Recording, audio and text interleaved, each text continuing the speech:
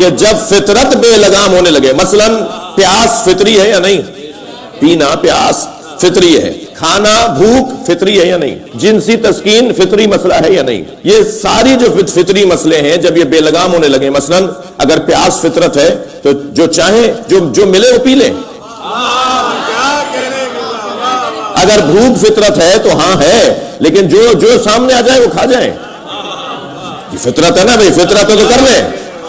اسی طرح جنسی تسکین فطرت ہے تو جہاں چاہے وہ جا کر منہ کالا کر لے، معاف کیجیے گا، یہ کون آ کر سنبھالے گا؟ اور یہی حسن آرائی اپنے حسن کو دکھانا، اگر یہ فطرت ہے تو بغیر پردے کے عورتیں باہر نکل آئیں، دکھانا چاہتے ہیں نا اپنے حسن کو۔ تو جب فطرت بے لگام ہونے لگے تو فطرت کی لگام کو شریعت کہتے ہیں۔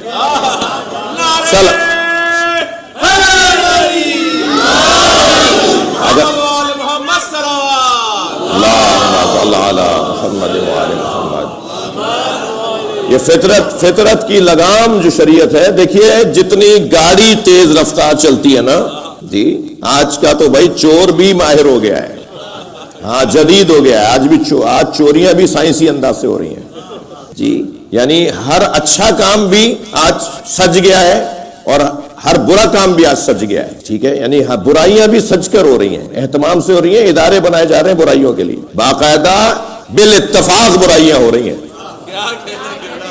یہ مشکل ہے نا۔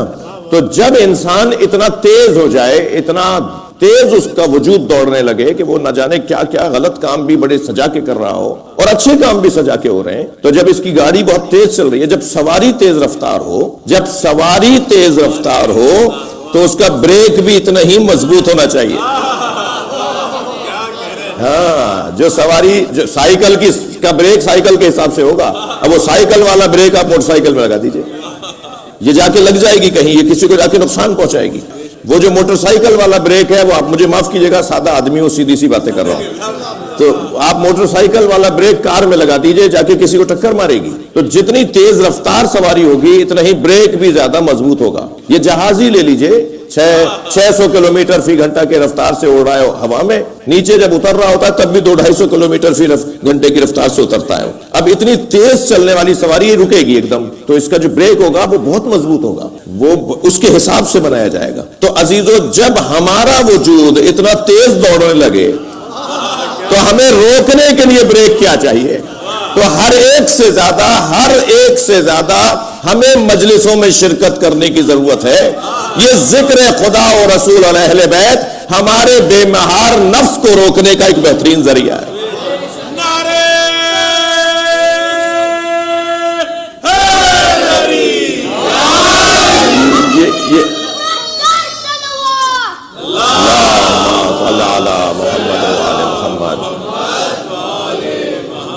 وہ جو جوانی کی کیفیت اور اس کے اندر حسن آرائی کی کیفیت اور اس میں حسن بینی کی کیفیت، اب یہ چاہتا ہے کہ لوگ اسے دیکھیں، اس کے گرد مجمع لگے، اس کو لوگ تعریفیں کریں، اس کو پوچھے لوگ، کوئی اس کو مڑ کر دیکھے۔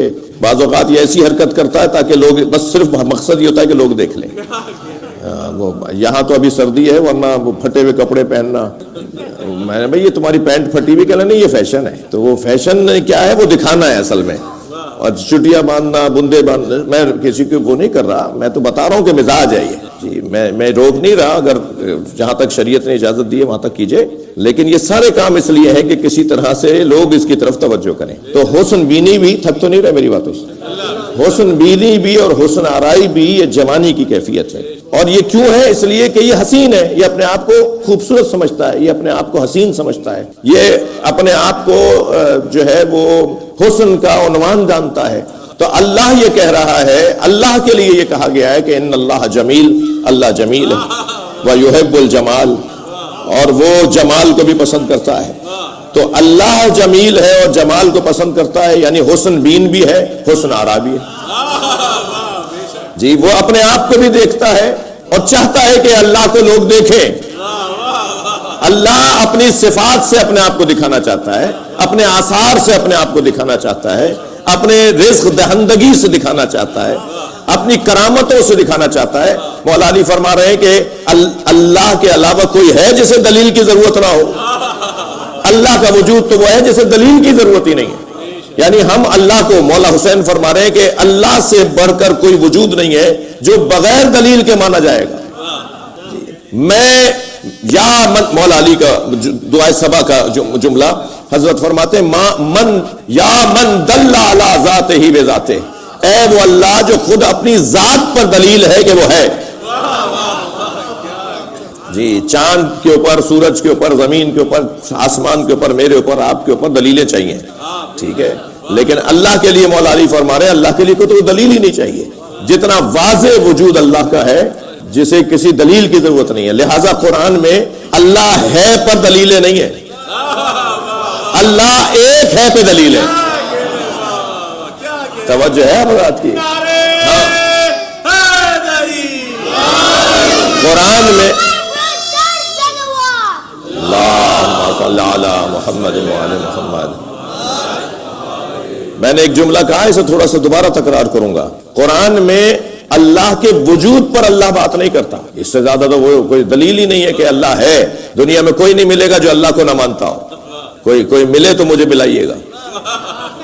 کوئی نہیں ملتا جو اللہ کو نہ مانتا ہو. جو کہتا ہے نا مادے سے دنیا بنی ہے، میٹر سے دنیا بنی ہے، دھماکے سے دنیا بنی ہے، وہ بھی کسی اول کو مانتا ہے، وہ بھی کسی آغاز کو مانتا ہے، وہ بھی ایک ایسے وجود کو مانتا ہے جس سے سارے وجود بنے. اب فرق یہ ہے کہ کوئی ایسے وجود کو مانے کہ جو وجود کوئی عقل ہی نہیں رکھتا، اور ہم ایسے وجود کو مانے جو عقل کا خالق ہے. تو مان تو وہ بھی ایک کو رہا ہے، یعنی آغاز کو مان رہا ہے، ابتدا کو مان رہا ہے. تھک تو نہیں رہے میری باتوں سے؟ اور ہم بھی آغاز کو اور ابتدا کو مان رہے ہیں، مگر ہم اس آغاز اور ابتدا کو مان رہے ہیں جو خالق عقل ہے.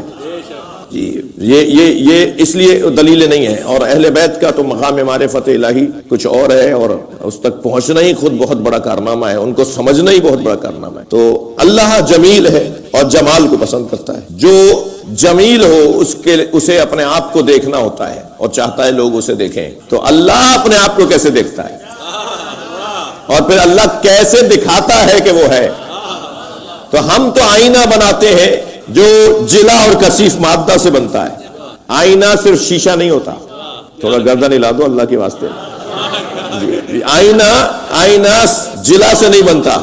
اگر صرف جلا ہو، شیشہ ہو، تو ادھر والا ہمیں دیکھ لے گا، ہم اپنے آپ کو نہیں دیکھ پائیں گے.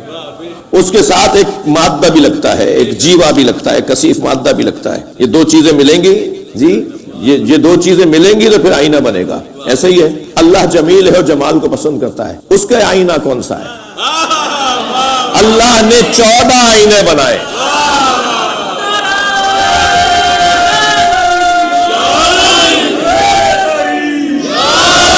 اللہ نے 14 آئینے بنائے ہیں اور ان 14 آئینوں کے ذریعے سے اپنا وہ حسن دکھاتا ہے. نہیں، کوئی پریشانی کی بات نہیں ہے جو میں نے کہی ہے ابھی. آپ ایک کمرے میں چاروں طرف دیواروں پہ 14 آئینے لگا دیجئے اور درمیان میں آپ خود کھڑے ہو جائیے. آپ 14 جگہ نظر آئیں گے یا نہیں؟ اور جو نظر آ رہا ہے وہ آپ ہے کیا؟ توجہ ہے مراد کی؟ وہ جو آئینے میں آپ نظر آ رہے ہیں وہ آپ ہیں، وہ آپ نہیں ہیں، آپ نظر آ رہے ہیں. توجہ چاہوں گا. آپ 14 جگہ نظر آ رہے ہوں گے مگر آپ ہیں ایک. اللہ 14 آئینوں سے اپنا جلوہ دکھاتا ہے مگر ہے وحدہ لا شریک.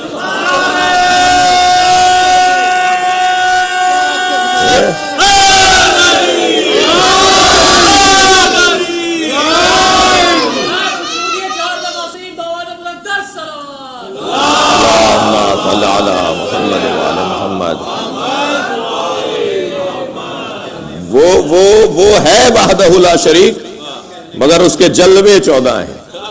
کبھی وہ مدینے میں جلوہ کرتا ہے، کبھی وہ نجف میں جلوہ کرتا ہے، کبھی وہ سامرہ، کاظمین، مشہد میں جلوہ کرتا ہے. اور اگر اللہ سے ملنا ہے تو اللہ سے اچھی ملاقات کربلا میں ہوتی ہے.